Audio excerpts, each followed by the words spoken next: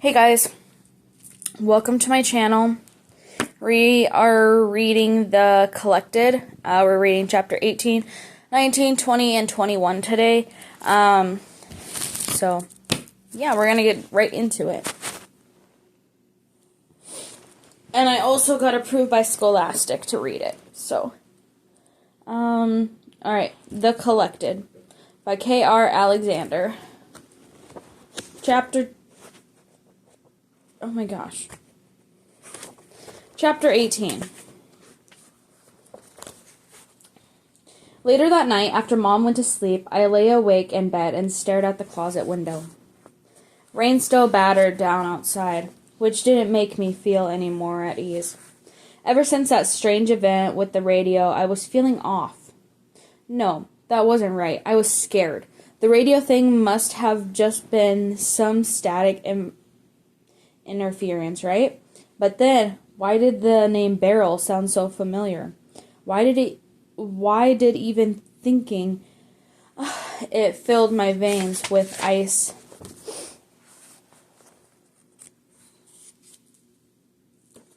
Last few years have been filled with strange occurrences like that.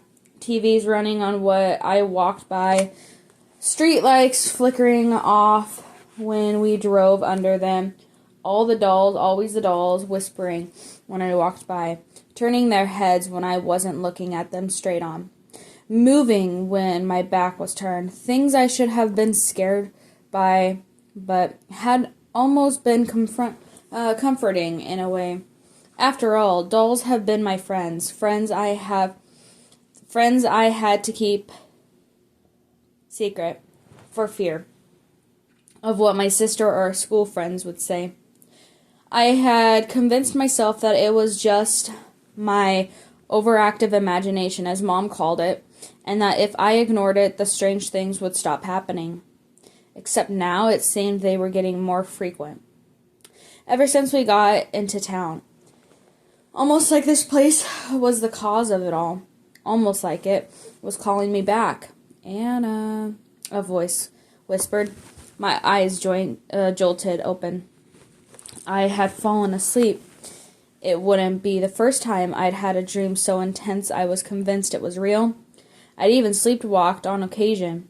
I sat there, my heart pounding, and the only noise was the pounding rain outside. I wanted to tell myself it had just been a dream, but the fear was real and stuck to me like sweat.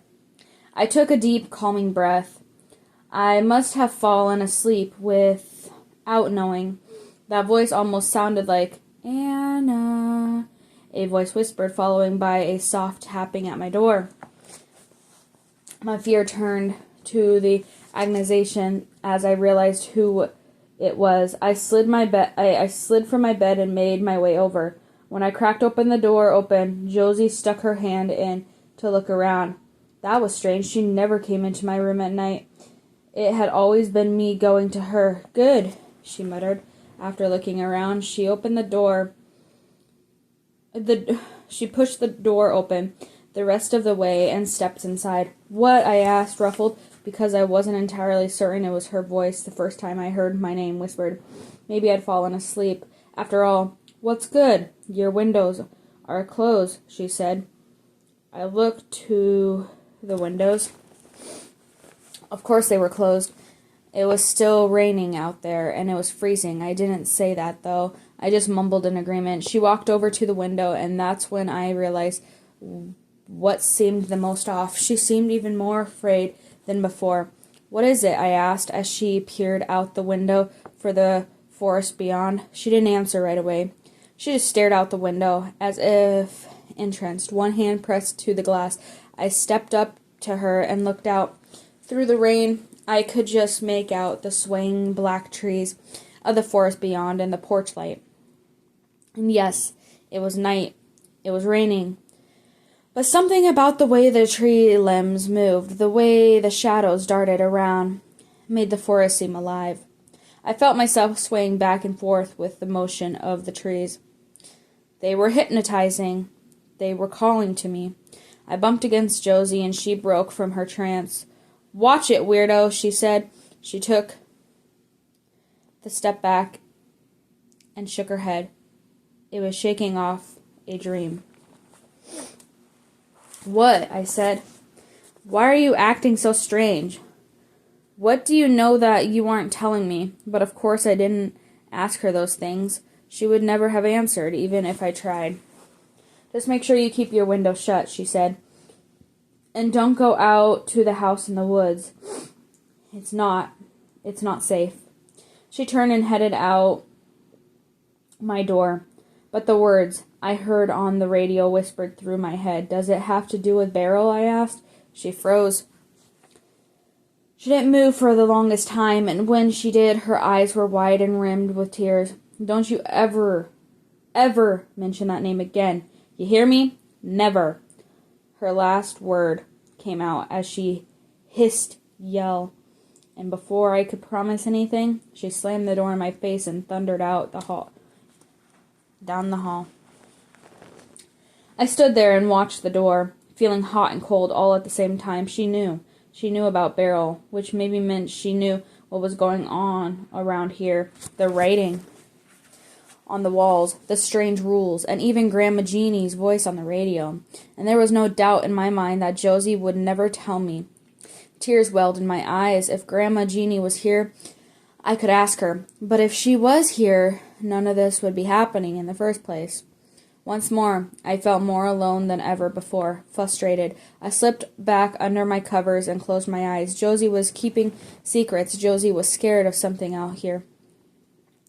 Of something or someone named Beryl. The name tugged at my memory, but I couldn't remember anything. I knew it had to do with the time we had to live here. I knew it had to do with Grandma and the strange messages and my nightmares. And even though I was right here in the place it had all happened, I couldn't remember a thing. As sleep slid in, I heard scratching at my window, porcelain on glass, the scratch of the tiny doll hands. Chapter 19.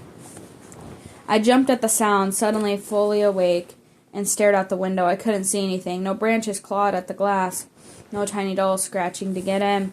Although the part of me wanted to hide back under my covers, the rest of me had to be sure.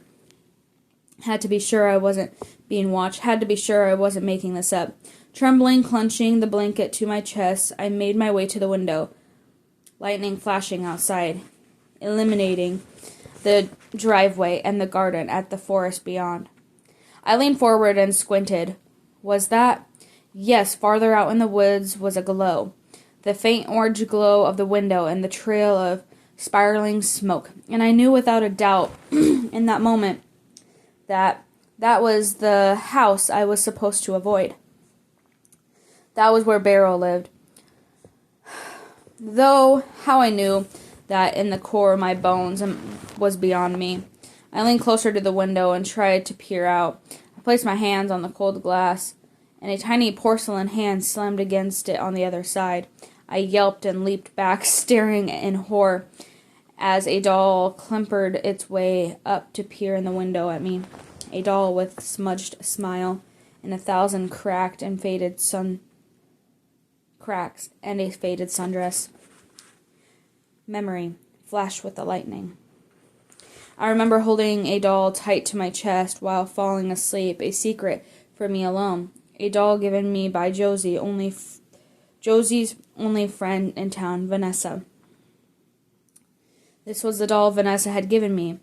How could I have forgotten Josie's only friend? The tiny porcelain fist pounding against the window brought me back to the present. The crack appeared in the glass. It was going to break in. Another thud. How was no one hearing this? Why was no one coming in to save me? The crack grew wider. I could hear the doll laughing now. I could hear her whispering in my thoughts. Beryl wants what was stolen. Beryl is coming for you. I yelped as her fist cracked through the glass, sending shards shattering over the wooden floor. I took a step back. She stuck her hand through the hole. Her hair dripped water on the floor. You can't run, she hissed. You were already hers. I turned to flee, but only got halfway through before freezing. I couldn't move my legs. I couldn't move my arms. I looked down at my feet in horror to see them turning to porcelain.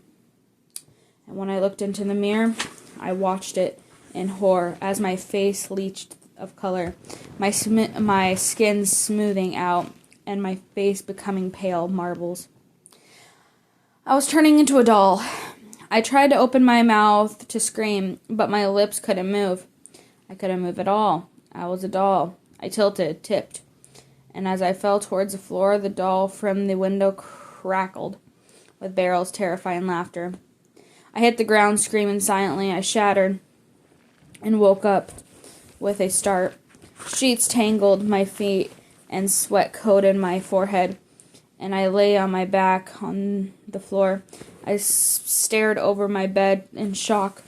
I had been dreaming. I was having another nightmare, but this one had felt so real. When I looked at the window, the glass was intact. A branch scratched against it. Had that been what I had heard? What was that? Gave me the nightmare? I pushed myself up to standing and briefing, looking into the mirror. I wasn't a doll. Of course I wasn't a doll. So why did it feel like at one point I had been for real? When I curled back into bed, I hopped against hope that I would fall back asleep, that I wouldn't have any nightmares. But the night wore on, and the storm continued, and the trees scratched at the window, and every time I started to drift, I heard a whisper. I heard a woman calling my name, and even though I could no longer see it, I knew it was coming from the cabin in the woods. Chapter 20. When the sun finally rose and I heard Mom shuffling around downstairs, I peeled myself out of bed and made my way to the bathroom to try to wash some of the sleepiness from my face. But no matter how much cold water I splashed on my cheeks, I couldn't make myself feel awake. Every step felt like a half dream. My movement felt like they were through water. Even though it had only been one night, it felt like I hadn't slept in weeks. Every time I blinked, I thought I wouldn't be able to open my eyes again. Every time I glanced into the mirror, I expected to see a doll staring back in my place. What in the world was happening to me? For a split second, I thought of going to ask Grandma Jeannie for help. She wouldn't know what was going on, or at least she wouldn't think I was crazy. Oh, she knew what was going on. There you go. Then I remembered that she was gone. I'd never been able to talk to her again. I'd never been able to ask her for help or advice. I was alone. Before I could stop myself, I leaned against the sink and started to cry. Chapter 21.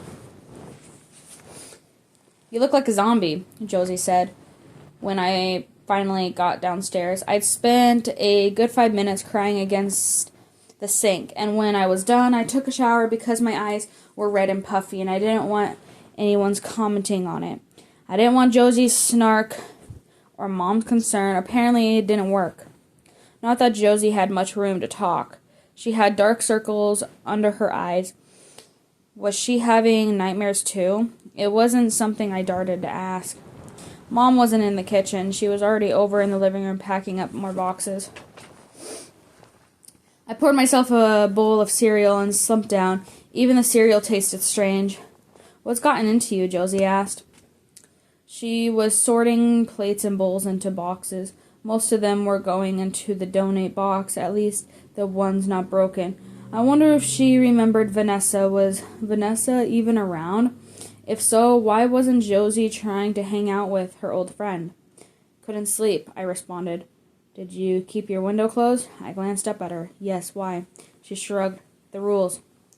Why do you care about the rules? I asked. I'm surprised you're not breaking all of them now that Grandma's dead. Josie glowered at me. I turned my gaze to my cereal before I knew what I'd said had gone too far. Her rules kept us safe, she said quietly. She swallowed. Until you broke them. What are you talking about? I asked. I could tell that she was pushing herself too far. I fully expected her to yell at me. Instead, she looked to the room where Mom was packing and took a deep breath. "You wouldn't understand," she said. She didn't try to explain. After another awkward moment, she stomped from the room and went to help Mom. I sat there and glumly ate my cereal. Maybe I should ask her about Vanessa, see if that got her to open up about what was happening. Then I heard Mom start crying about something she found, and I knew all my questions would have to wait for another time. And that is the end of chapter 21, guys. I will see you guys in chapter 22 in the next video.